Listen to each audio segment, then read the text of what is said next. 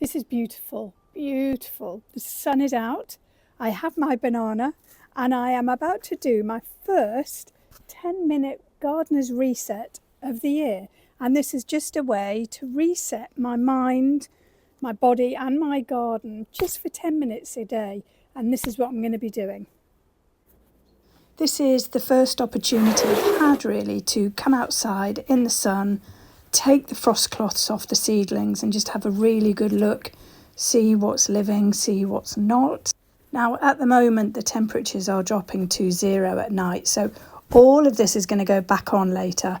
I'm not really sure why I'm folding it. Anyway, you'll notice I've got some short pieces of canes that I've just pushed into the corner pots in this little group of cerinthe. And that's simply so that the horticultural fleece doesn't rest over the plants. These are my sweet peas. They're doing really well, really nicely. And if anyone wants to know what container I'm using, just drop me a note below and I'll let you know. Now, you may be wondering why I've got these seedlings in a plastic box within a greenhouse. And it's because my greenhouse leaks really, really badly. So if I didn't protect the seedlings from those damp conditions of being rained on, then the roots would rot and the plant would collapse. It's called damping off and it's actually a fungal disease. So I keep the lids on but always have a little bit open so the air can circulate underneath.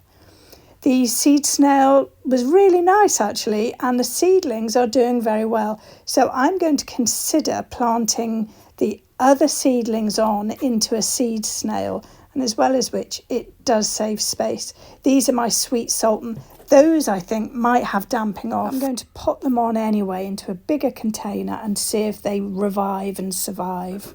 Now in this next box I had some ranunculus, and I came in a few days ago and noticed that some of the leaves had been eaten, and I looked under every single container and found a baby slug. So it had been trapped in there for days and days and days, just feasting, and it had done quite a bit of damage actually.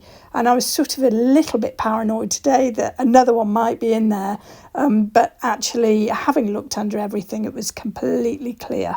So the next job I wanted to tackle that had been on my mind is to get the rest of the tulips in the ground. Now, this is our old hen coop, and the hens moved out and I moved in, and occasionally the wind knocks all the pots off the shelves. So it does look particularly messy, I have to confess. And I've been throwing things in there over the winter. Now, I don't use fertiliser when I plant my tulips.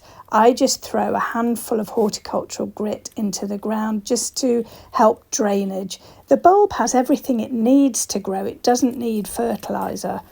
And so when I set everything down, I'm thinking in my head, this is going to be a great job done. It was on my mind. Now, infuriatingly, my phone ran out of storage. And by the time I uploaded everything to the cloud, it ran out of battery. So I have nothing to show you about my bulb planting, but I didn't do them anyway. I'll show you what I did do. Total chaos instead.